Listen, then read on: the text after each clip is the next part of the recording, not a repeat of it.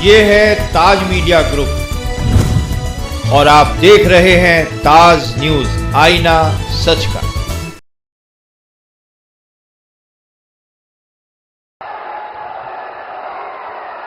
भारत माता की, भारत माता की, भारत माता की। ना तेलंगाना కుటుంబ సభ్యులందరికీ నమస్కారాలు। दक्षिण काशी के भगवान राज राजेश्वर के चरणों में मेरा प्रणाम। आप सभी लोग अपना समय निकालकर मुझे आशीर्वाद देने आए हैं। मैं अभिभूत हूं, मैं सौभाग्यशाली हूं। मैं हृदय से आपका बहुत बहुत आभारी हूं। నా తెలంగాణ కుటుంబ సభ్యులారా, దక్షిణ కాశీగా పేరుగాంచినటువంటి రాజరాజేశ్వరి యొక్క పాద పద్మముల దగ్గర నమస్కరిస్తూ, నిజంగా నేను ధన్యుణ్ణి, కృతజ్ఞుణ్ణి, మీ అభిమాన పాత్రుణ్ణి. ఇంత పెద్ద ఎత్తున మీరు తరలి వచ్చి నన్ను ఆశీర్వదించినందుకు మీ అందరికీ కూడా ధన్యవాదాలు।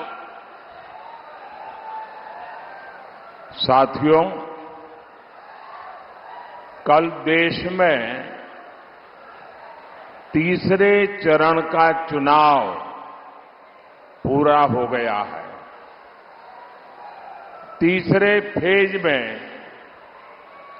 कांग्रेस और इंडी अलायंस का तीसरा फ्यूज उड़ गया है। మిత్రులారా, अभी 4 चरण के चुनाव बाकी है। जनता जनार्दन के आशीर्वाद से बीजेपी और एनडीए तेजी से विजय रथ को बहुत जनता जनार्दन आगे ले जा रही है। यहां करीमनगर में तो आपने बीजेपी एमपी की जीत पहले ही सुनिश्चित कर दी है।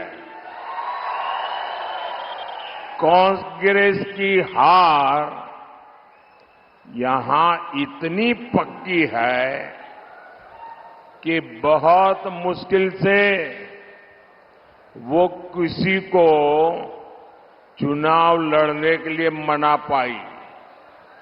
और बीआरएस का यहां कोई अता पता ही नहीं है। మిత్రులారా, నిన్ననే మూడవ దశ ఎన్నికలు దేశంలో ముగిసిపోయినాయి.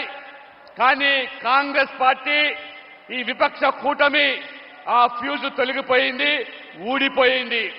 ఇప్పుడు 4వ దశ ఎన్నికలకు చేరుకుంటున్నాము. భారతీయ జనతా పార్టీ ఎన్డీఏ యొక్క కూటమి ఈరోజు స్పష్టమైనటువంటి మెజార్టీ సాధించే దిశలో మనం ముందుకు పోతా ఉన్నాము. ఇక్కడ కరీంనగర్లో మన ఎంపీ, బీజేపీ ఎంపీ విజయము ఖాయమైపోయింది. కానీ కాంగ్రెస్ పార్టీ అతి కష్టం మీద ఎవరో అభ్యర్థిని బరిలోకి దించారు, కానీ ఓటమి కూడా ఖాయమైపోయింది. ఇక బీఆర్ఎస్ గురించి పూర్తిగా కరీంనగర్ లో అడ్రస్ అంతా కూడా గల్లంతైపోయింది। साथियों, तेलंगाना के आप सभी लोगों ने 10 साल में मेरा काम देखा है। आपके एक वोट से भारत विश्व में 5th लार्जेस्ट 5वीं सबसे बड़ी इकोनॉमी बन गया। आपके एक वोट ने जम्मू कश्मीर से 370 को खत्म कर दिया। आपके एक वोट से भारत डिफेंस इंपोर्टर से डिफेंस एक्सपोर्टर बन गया। ये सब किसने किया? किसने किया? किसने किया? किसने किया? किसने किया? मोदी ने नहीं किया, ये आपके एक वोट ने किया है। ये आपकी वोट की ताकत है। इसके कारण देश में ये सब कुछ हो पा रहा है। మిత్రులారా, తెలంగాణలో మీరందరూ కూడా నా 10 సంవత్సరాల పనితీరు మీరు చూస్తా ఉన్నారు. మీ ఒక్క ఓటుతో ప్రపంచంలోనే 5వ పెద్ద ఆర్థిక దేశంగా తీర్చిదిద్దామంటే అది మీ ఒక్క ఓటు వల్ల. మీ ఒక్క ఓటు వల్ల ఇవాళ జమ్మూ కాశ్మీర్ భారతదేశంలో అంతర్భాగమని 370 ఆర్టికల్ రద్దు చేశామంటేనే అది మీ ఒక్క ఓటు వల్ల. అంతేకాదు ఇవాళ మీ ఓటు వల్ల డిఫెన్స్ నుంచి ఏదైతే దిగుమతి చేసుకున్నటువంటి ఆయుధాలు ఉన్నదో ఇవాళ ఎగుమతి చేసే స్థాయికి ఎదిగామంటే అది మీ ఓటు వల్ల. ఎవరు చేశారు? ఎవరు చేశారు? ఎవరు చేశారు? మోదీ కాదు, మీరందరూ కూడా ఓటు వేసి నన్ను గెలిపించడం వల్లనే అది సాధ్యమైంది. అది మీ ఓటే అని చెప్పి ఈ సందర్భంగా మీకు తెలియజేస్తా ఉన్నాను. साथियों, मैंने बहुत साल तक गुजरात में काम किया है। सारे चुनाव मैं वहां जीत जाता था, लेकिन गुजरात में भी अगर मोदी को सुबह 10 बजे इतनी बड़ी रैली करनी है तो मैं कभी नहीं कर पाता था। आज आपने इतनी बड़ी रैली, और मैं देख रहा हूं आपने जो मैदान तय किया है उससे बाहर भी, और अभी भी लोग आ रहे हैं। सुबह 10 बजे इतनी बड़ी रैली मैं गुजरात में भी नहीं कर सकता हूं। मैं आपको 100 सलाम करता हूं। आपने इतना बड़ा प्यार और आशीर्वाद दिया है। మిత్రులారా, నేను గుజరాత్లో 3 సార్లు ముఖ్యమంత్రిగా పనిచేశాను.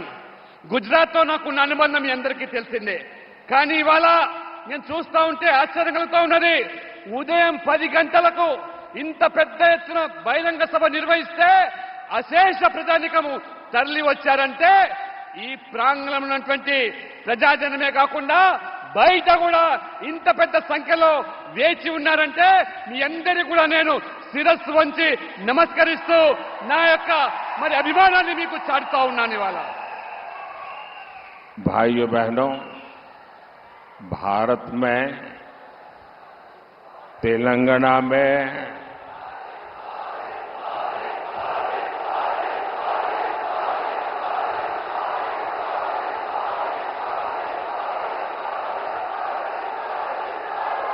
साथियों, चाहे भारत की बात हो, चाहे तेलंगाना की बात हो, हमारे देश में सामर्थ्य की कभी कमी नहीं रही। लेकिन कांग्रेस सरकारों ने इतने वर्षों तक एक ही काम किया। आप मुझे बताइए, कांग्रेस ने देश के हर सामर्थ्य को तबाह किया कि नहीं किया? कांग्रेस ने देश की अर्थव्यवस्था को तबाह किया कि नहीं किया? एग्रीकल्चर और टेक्सटाइल जैसे सेक्टर, ये सदियों से भारत की ताकत थी।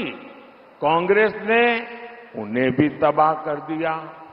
इसकी सबसे बड़ी वजह है कांग्रेस ही देश में समस्याओं की सबसे बड़ी जननी है।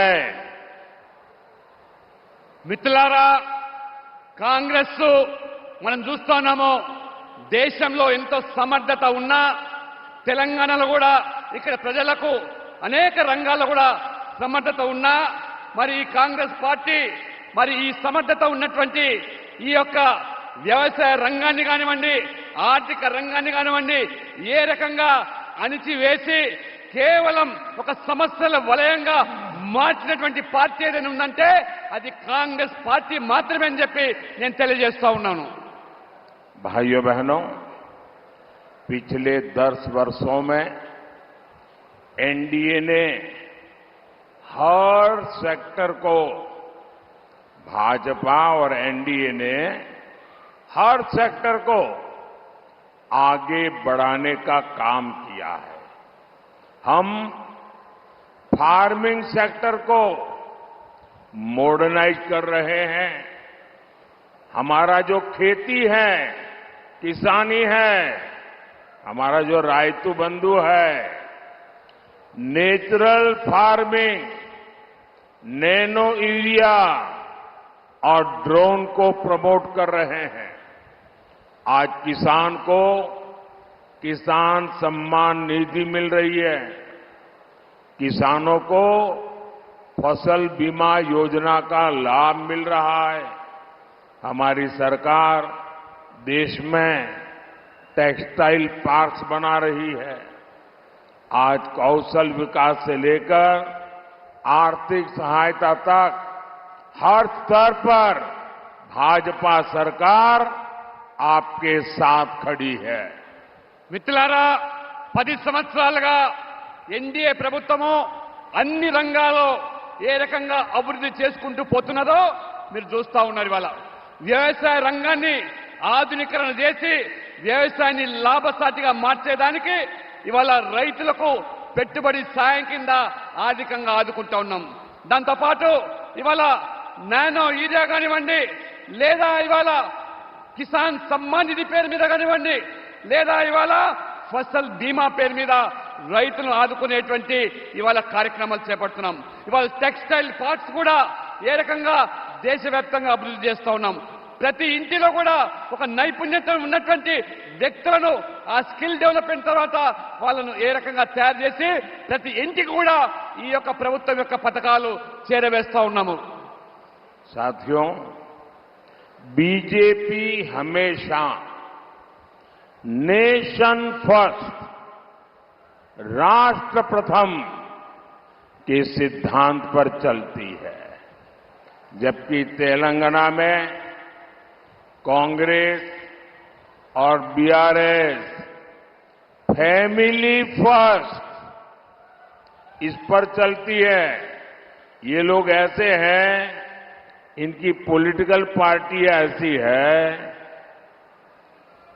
By the family, for the family, of the family, यही इनका खेल है। कांग्रेस और बीआरएस में कोई अंतर नहीं है। ये एक ही चट्टे बट्टे के लोग हैं, वो एक ही सिक्के की बाजू है। कांग्रेस और बीआरएस को कौन जोड़ता है? कांग्रेस और बीआरएस को करप्शन जोड़ता है, करप्शन। कांग्रेस बीआरएस को जोड़ती है अपीजमेंट की पॉलिटिक्स, तुष्टीकरण की राजनीति। कांग्रेस और बीआरएस को जोड़ती है इनका जीरो गवर्नेंस का मॉडल। इस गठजोड़ से हमें मिलकर के तेलंगाना को बचाना है। మిత్రులారా, భారతీయ జనతా పార్టీ అంటే నేషన్ ఫస్ట్ పార్టీ, దేశమే ముఖ్యమని భావించేటువంటి పార్టీ। ఇవాళ తెలంగాణలో మనం చూస్తా ఉన్నాము, కాంగ్రెస్ బీఆర్ఎస్ ఇది ఫ్యామిలీ ఫస్ట్ పార్టీలు, అంటే తమ కుటుంబ ప్రయోజనాలు మాత్రమే కాపాడే పార్టీలు। ఆ రకంగా ఇవాళ కాంగ్రెస్ కు బీఆర్ఎస్ కు ఉన్నటువంటి అనుసంధానము అనుబంధం ఏమిటంటే అవినీతి. ఈ రెండు పార్టీలకు ఉన్నటువంటి అనుబంధం ఏమిటంటే ఇవాళ సంతుష్టీకరణ రాజకీయాలు. ఈ రెండు పార్టీలు కూడా ఏ రకంగా ఒక నాణానికి బొమ్మ బొరసగానే వ్యవహరిస్తున్నాయి. కాబట్టి ఈ రెండు పార్టీల తేడా ఏమీ లేదు. రెండు పార్టీలు కూడా ఒకటే. ఈ తెలంగాణను ఈ రెండు పార్టీల నుంచి కాపాడాల్సిన బాధ్యత మన అందరి మీద కూడా ఉన్నది. साथियों, हमारे तेलंगाना का गठन हुआ तो आप सबने बीआरएस पार्टी पर भरोसा किया था. उस समय वो टीआरएस थी.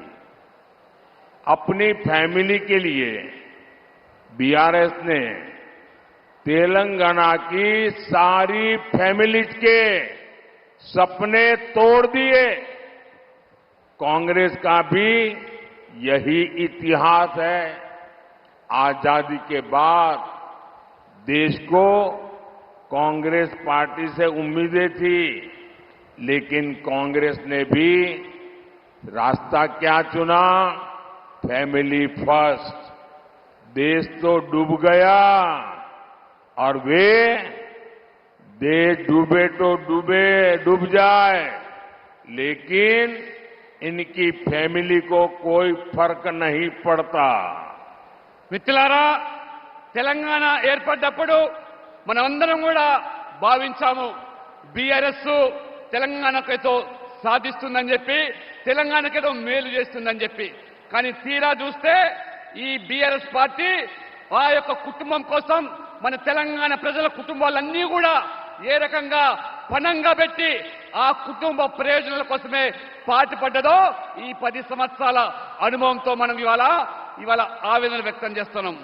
కాంగ్రెస్ స్వాతంత్రం వచ్చిన తర్వాత కాంగ్రెస్ ఏదో మేలు చేస్తుందని ఆ రోజు మనం భావించాం. కానీ కాంగ్రెస్ కూడా వారు కూడా వారి యొక్క కుటుంబ ప్రయోజనాలే ముఖ్యమని చెప్పి ఏ రకంగా దేశాన్ని ఇవాళ దోచుకున్నదో, ఆ దేశం ఏమైనా పర్వాలేదు కానీ నా కుటుంబం బాగుంటుందని చెప్పి ఆ రకంగా కాంగ్రెస్ వంశపారపర రాజకీయాలకు ఏ రకంగా తెరలేపిందో మనం ఇవాళ కల్లారా చూస్తా ఉన్నాం. फैमिली फर्स्ट की इसी नीति की वजह से कांग्रेस ने पीवी नरसिम्हा राव जी का भी अपमान किया. उनके निधन के बाद उनके पार्थिव शरीर का भी अपमान किया. कांग्रेस दफ्तर में एंट्री तक नहीं दी. ये बीजेपी एनडीए सरकार है जिसने पीवी नरसिम्हा राव जी को भारत रत्न से सम्मानित किया. और मेरे लिए बहुत सुखद है कि कल ही मुझे उनके पूरे परिवार के साथ मुलाकात करने का, पीवी नरसिम्हा राव जी के बारे में बहुत कुछ सुनने का सौभाग्य मिला.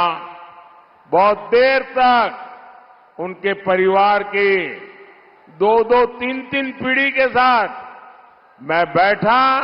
मैं गर्व महसूस कर रहा था कि एक परिवार ने, नरसिम्हा राव जी ने देश के लिए कितना कुछ किया और कांग्रेस ने उनके साथ कैसा व्यवहार किया. మిత్రులారా, కాంగ్రెస్ పార్టీ ఫ్యామిలీ ఫస్ట్ అంటే నిజంగా ఆ కాంగ్రెస్ పార్టీలో ఉన్నటువంటి పివి నరసింహారావు గారు ఒక గొప్ప వ్యక్తి, మేధావి. ఏ రకంగా కాంగ్రెస్ పార్టీ ఆ పివి నరసింహారావు గారిని అవమానపరిచిందో మనందరికీ తెలిసిందే. చివరికి తన మరణం తర్వాత ఆ పార్థివ శరీరాన్ని కూడా కాంగ్రెస్ కార్యాలయం తీసుకురాకుండా ఏ రకంగా బయటికి నెట్టేసి తరలించారో ఇదంతా కూడా మనం కళ్ళారా చూశాం. ఆ రకంగా ఆ అవమానాలకు కాంగ్రెస్ పార్టీ పివి నరసింహారావును గురి చేస్తే భారతీయ జనతా పార్టీ ఎన్డీఏ ప్రభుత్వము వారిని, పివి నరసింహారావు గారిని ఏ రకంగా భారత రత్న అవార్డు ఇచ్చి గౌరవించామో అది మన యొక్క సంస్కృతి. ఆ రకంగా మరి నిన్న వారి యొక్క కుటుంబ సభ్యులను హైదరాబాద్ లో 3 తరాల ఆ కుటుంబ సభ్యులు కలిసే అవకాశం వచ్చినప్పుడు పివి నరసింహారావు గురించి, వారి చరిత్ర గురించి, వారి ఖ్యాతి గురించి అనేకమైనటువంటి అనుభవాలు పంచుకోవడము నిజంగా నాకు చాలా సంతోషదాయకంగా ఉన్నది.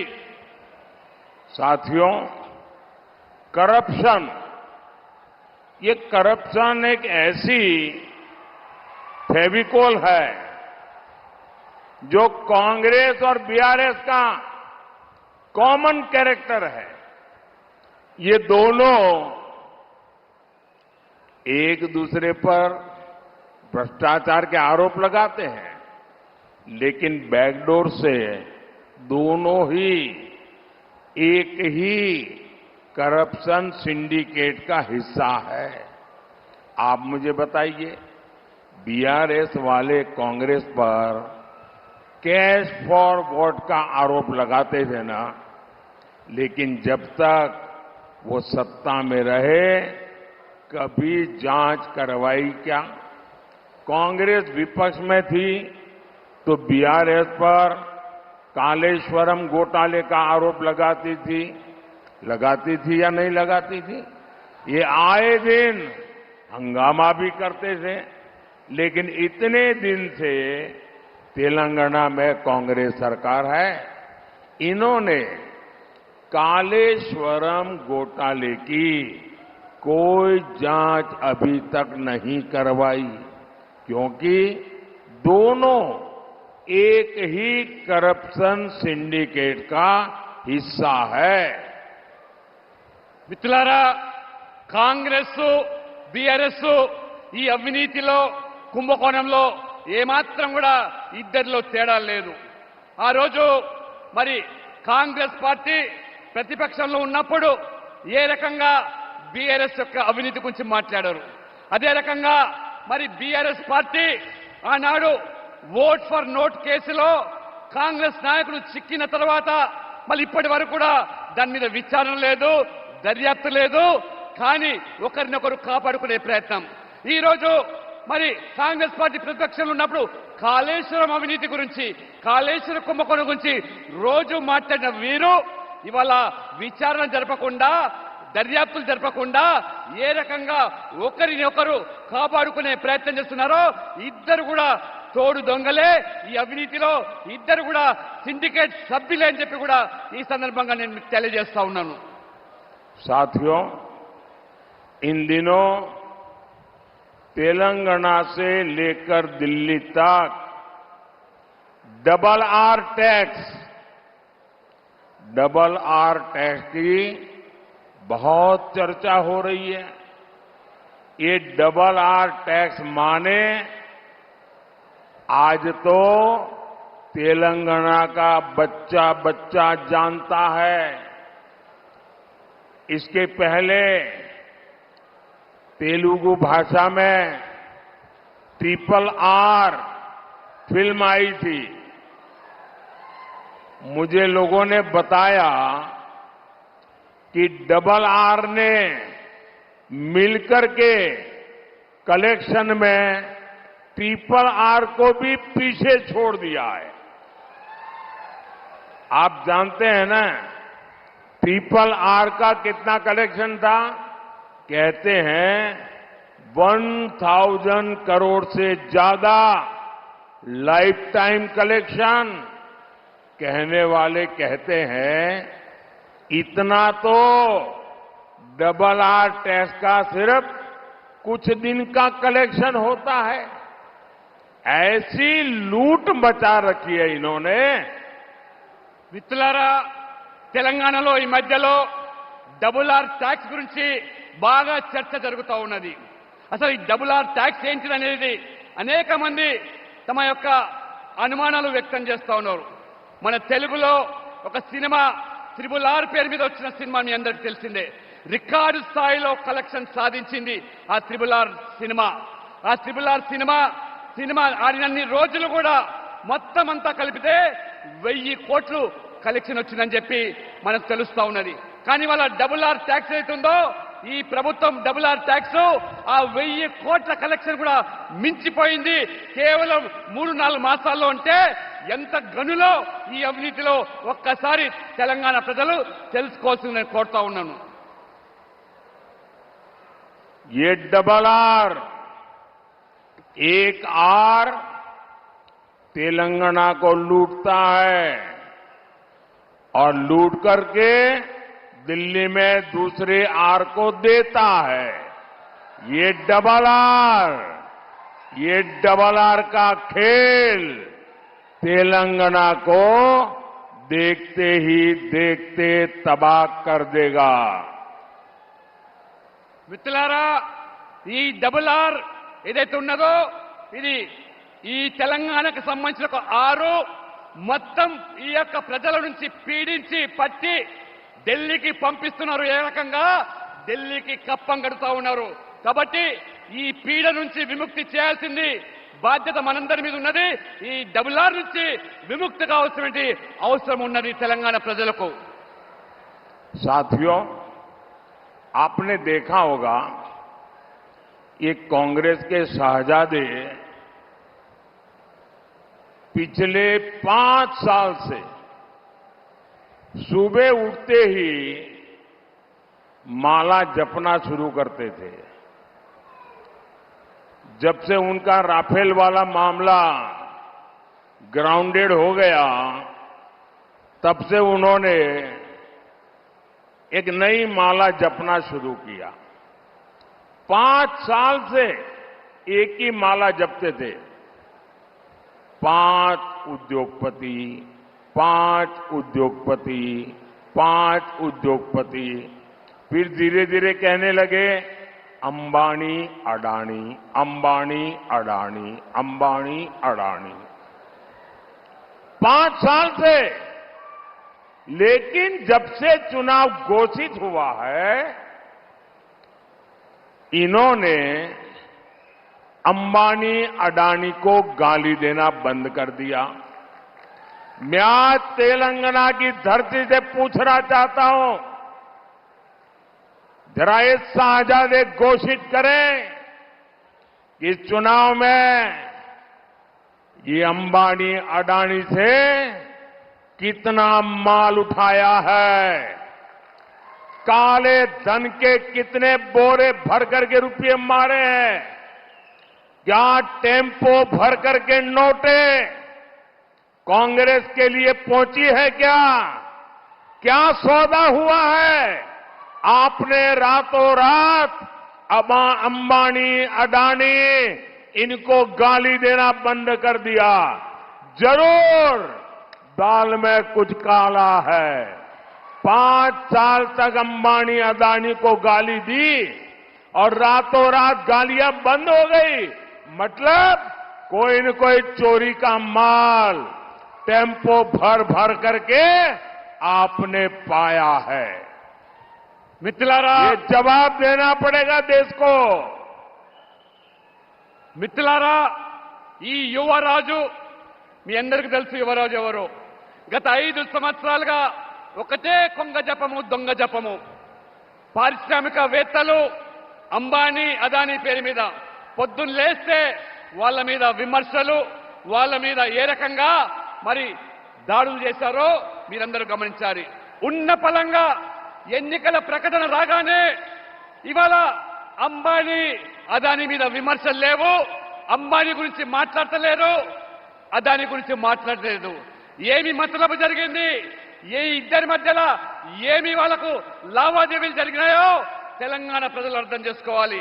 ఆ నల్లధనాన్ని ఇవాళ ఏ రకంగా కాంగ్రెస్ పార్టీ పోగు చేసుకుంటున్నదో, ఇవాళ టెంపోల నిండా డబ్బులు పోగు చేసుకొని కాంగ్రెస్ చేరిందా అనేటువంటి అనుమానాలు వ్యక్తమవుతున్నాయి. కాబట్టి ఇవాళ తెలంగాణ ప్రజలు గమనించాలి. ఏ బెదిరింపులకు పాల్పడి ఏ యొక్క మరి ధనాన్ని కూడగట్టుకోవడానికి వీళ్ళ యొక్క ఆకృత్యాలు కొనసాగుతున్నాయో కాంగ్రెస్ పార్టీవి ఒక్కసారి మీరందరూ కూడా అర్థం చేసుకోవాల్సిందిగా కోరుతా ఉన్నాను. साथियों, कांग्रेस और बीआरएस के बीच जो अपीजमेंट का बॉन्ड है वो बहुत मजबूत है. इतने वर्षों से इन दोनों ने जैसे हैदराबाद को एमआईएम को लीज पर दे रखा था। पहली बार किसी ने एमआईएम को चुनौती दी तो बीजेपी ने दी। बीजेपी की चुनौती से एमआईएम तो घबराई हुई है, उससे ज्यादा कांग्रेस और बीआरएस घबराए हुए हैं। हैदराबाद में दोनों पार्टियां एमआईएम को जितवाने में लगी है, दोनों उनको साथ दे रही है। మిత్రులారా, కాంగ్రెస్ పార్టీ బీఆర్ఎస్ పార్టీ ఈ రెండు పార్టీలు బుజ్జగింపు రాజకీయాలు, సంతుష్టికర రాజకీయాలు ఏ రకంగా వీళ్ళ మీద ఒక బాంధవ్యం నెలకొన్నదో అది పటిష్టమైనటువంటి అది బాంధవ్యం. ఈ రోజు ఇన్ని సంవత్సరాల తర్వాత, ఇన్ని దశాబ్దాల తర్వాత హైదరాబాద్ లో ఈ యొక్క మరి ఎంఐఎం కు ఈ రెండు పార్టీలు పూర్తిగా హైదరాబాద్ ను వారికి దారాదత్తం చేశారు. మొదటిసారిగా ఇవాళ ఎంఐఎం కు ఇవాళ కంపరం పుడుతా ఉన్నది, ఎంఐఎం కు ఆందోళన కలుగుతా ఉన్నది. ఇవాళ భారతీయ జనతా పార్టీ హైదరాబాద్ లో ఎంఐఎం కు ధీటైనటువంటి పోటీ ఇవ్వడం వల్ల ఏ రకంగా బీఆర్ఎస్ కాంగ్రెస్ రెండు పార్టీలు కలిసి ఎంఐఎం ను గెలిపించడానికి ఎన్ని పన్నాగాలు పడుతున్నారో, ఎన్ని కుట్రలు పడుతున్నారో, ఇవాళ ఎంఐఎం అయితే పూర్తిగా ఇవాళ మళ్ళా చిట్టిపోతా ఉన్నది, పూర్తిగా ఆందోళన వ్యక్తం చేస్తున్నది. దానికి మించి ఇవాళ కాంగ్రెస్ బీఆర్ఎస్ కూడా ఎక్కడ ఎంఐఎం ఓడిపోతాయనేటువంటి బాధను వారు వ్యక్తం చేస్తా ఉన్నారు. साथियों, कांग्रेस पार्टी के तुष्टीकरण की कीमत सबसे ज्यादा एससी, एसटी और बीसी समाज को चुकानी पड़ती है। अब कांग्रेस फिर एक बार इस समाज के खिलाफ षड्यंत्र कर रही है। बाबा साहब आंबेडकर ने आरक्षण दिया, आरक्षण का अधिकार दिया, संविधान के तहत दिया। हमारा संविधान भी रिलीजन के आधार पर, संप्रदाय के आधार पर रिजर्वेशन के खिलाफ है। बाबा साहब आंबेडकर भी संप्रदाय के आधार पर रिजर्वेशन के खिलाफ रहे हैं, लेकिन कांग्रेस आपका रिजर्वेशन छीनकर, आप में डाका डालकर, आप में से लूट चलाकर, आपको बाबा साहब आंबेडकर ने जो रिजर्वेशन दिया है वो छीनकर अपने वोट बैंक को देना चाहती है। कल ही इंडी एलायंस के एक बड़े चेहरे ने खुलेआम कहा है कि मुसलमानों को रिजर्वेशन देना चाहिए, और वो कहते हैं सिर्फ देना चाहिए था नहीं, पूरा का पूरा देना चाहिए। यानी एससी, एसटी, बीसी समाज को आज जितना रिजर्वेशन मिल रहा है ये छीन करके, पूरी तरह छीन करके मुस्लिमों को देना चाहते हैं। इसलिए ये लोग मादिगा समाज को भी उनका हक दिए जाने के खिलाफ है। మిత్రులారా, కాంగ్రెస్ పార్టీ ఈ సంతుష్టికర రాజకీయాలు ఏ స్థాయికి ఇవాళ వెళ్ళాయంటే, ఇవాళ డాక్టర్ బాబాసాహెబ్ అంబేద్కర్ రాజ్యాంగంలో పొందుపరిచినటువంటి సామాజిక వివక్ష గురైనటువంటి ఎస్సీ, ఎస్టీ, బీసీలకు ఉన్న రిజర్వేషన్లను ఏ రకంగా గండి కొట్టి అవి కేవలము ఓటు బ్యాంకు రాజకీయాల్లో భాగంగా ముస్లింలకే చెందాలని చెప్పి ఇవాళ కాంగ్రెస్ నాయకులు మాట్లాడుతున్నారు. నిన్న ఒక కాంగ్రెస్ బడా నాయకుడు, పెద్ద నాయకుడు మాట్లాడుతున్నారు, మొత్తం రిజర్వేషన్లన్నీ కూడా ఇవాళ ముస్లింలకే చెందాలని చెప్పి వారు మాట్లాడుతున్నారంటే వారికి ఎస్సీ, ఎస్టీ, బీసీల పట్ల ఎంత వ్యతిరేక భావన ఉన్నదో, ఏ రకంగా వాళ్లకు వివక్ష కనబరుస్తున్నదో ఇది కాంగ్రెస్ పార్టీ యొక్క నైజం.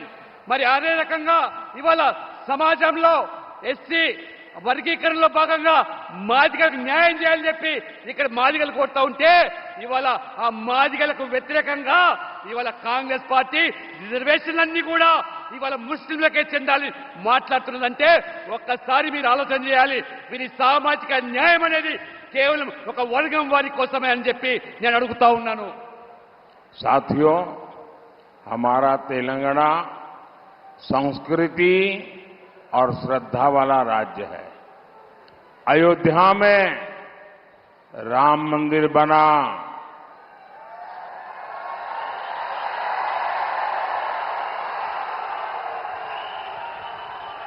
अयोध्या में राम मंदिर बना, उसके स्तंभ और दरवाजे के लिए जो जरूरी चीजें थी वो हमारे तेलंगाना के लोगों ने भेजी है.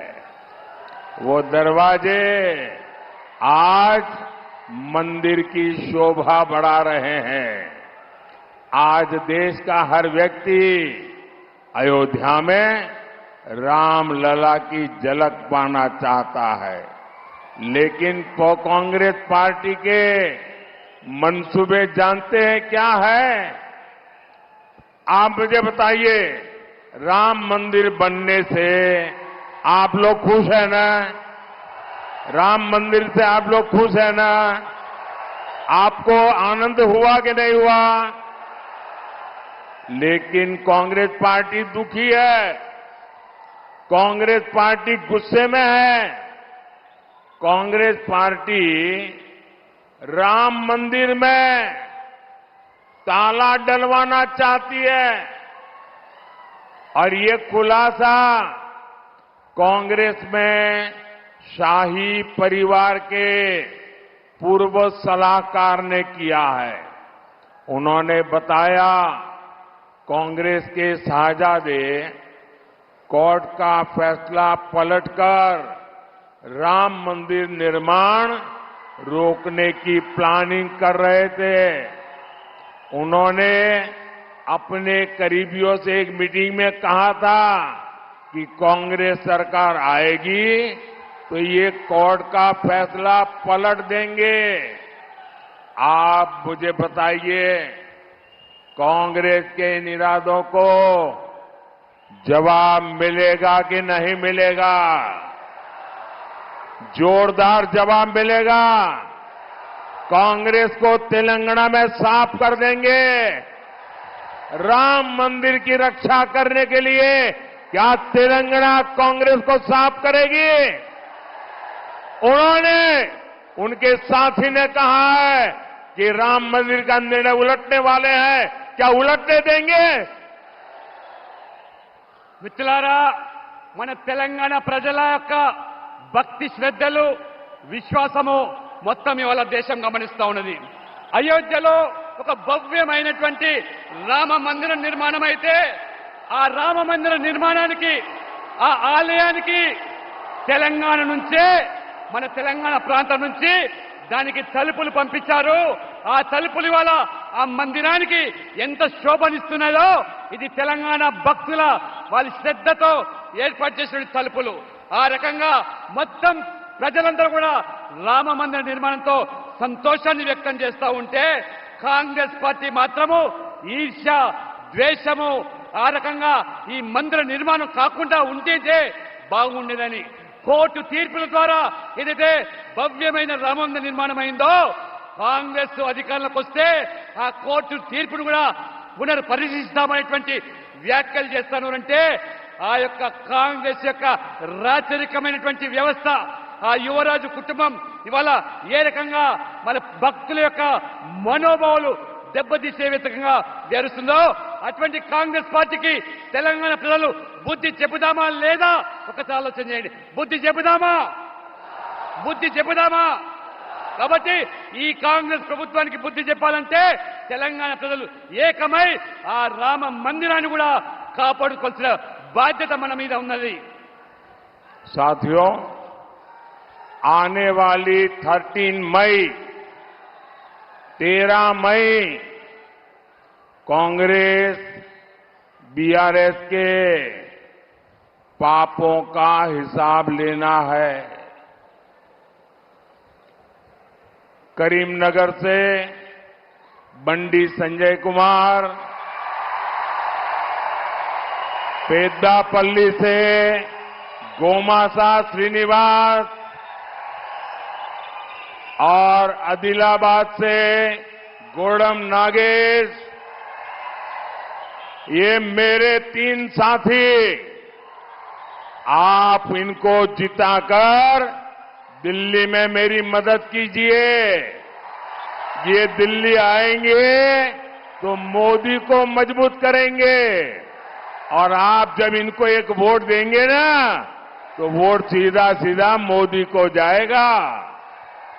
మిత్రులారా, వచ్చే మే 13వ తేదీ నాడు ఈ కాంగ్రెస్ బీఆర్ఎస్ పాపాలకు పశ్చాత్తంగా మీరందరూ ఒకటిగా నిలబడి వారికి బుద్ధి చెప్పాలంటే కరీంనగర్ నుంచి బండి సంజయ్ కుమార్ గారిని, పెద్దపల్లి నుంచి గోమాస శ్రీనివాస్ గారిని, ఆదిలాబాద్ నుంచి మరి నాగేష్ గారిని, వారందరూ కూడా మీరు గెలిపించి ఢిల్లీకి పంపించి నాకు మద్దతు తెలిపినట్టయితే ఖచ్చితంగా మేమందరూ కూడా వారికి మండగా ఉంటాము, ఈ ప్రాంతాన్ని కూడా మేము మేలు చేస్తామని చెప్పి మీ అందరికీ కూడా హృదయపూర్వకంగా నమస్కారం చేస్తూ సెలవు తీసుకుంటా ఉన్నాను। आप ये तीनों कमल भेजेंगे, मुझे जवाब दीजिए, आप ये तीनों कमल भेजेंगे, मतदान ज्यादा से ज्यादा कराएंगे, पहले के सारे रिकॉर्ड तोड़ेंगे, हर पोलिंग बूथ जीतेंगे, भाजपा को संपूर्ण विजय दिलाएंगे। अच्छा, मेरा एक और काम करेंगे मेरा पर्सनल काम है, करेंगे। देखिए, घर घर जाना, ज्यादा से ज्यादा लोगों को मिलना और घर में जाकर के बताना मोदी करीमनगर आए थे, उनको बताना मोदी करीमनगर आए थे और मोदी ने उन्हें नमस्कारम बोला है। मेरा नमस्कारम पहुंचा दोगे? हर घर में मेरा नमस्कार पहुंचा दोगे? हर बुजुर्ग को मेरा नमस्कारम कहोगे? हर माता को मेरा नमस्कारम कहोगे? बोलिए भारत माता की, भारत माता की, भारत माता की। बहुत बहुत धन्यवाद। మిత్రులారా, ఈ 3 కమలాలను గెలిపించి ఢిల్లీకి పంపించి మీరందరూ కూడా నాకు మద్దతుగా ఉండాలి। ఒక చిన్న కోరిక నాది, మీరందరూ కూడా ఒకటే చెప్పాలి, మోదీ గారు కరీంనగర్కి వచ్చాడు, కరీంనగర్కి వచ్చిన తర్వాత మాకు అందరూ కూడా ఇంటింటికి వెళ్లి మోదీ గారి తరఫున ప్రతి వ్యక్తిని చిన్న పెద్ద తేడా లేకుండా అందరినీ కలిసి మోదీ గారి నమస్కారం చెప్పి మీరు వారి యొక్క మద్దతును, ఆశీర్వాదాన్ని మోదీ గారికి అందివ్వాలని చెప్పి మీరందరూ కూడా ఇంటింటికి వెళ్లి ఆ రకంగా ప్రచారం చేసి మోదీ గారి నమస్కారానికి వారు తెలియజేయాలని చెప్పి కోరుతా ఉన్నాను। बहुत बहुत धन्यवाद, అందరికీ నమస్కారాలు। भारत माता की जय, भारत माता की जय।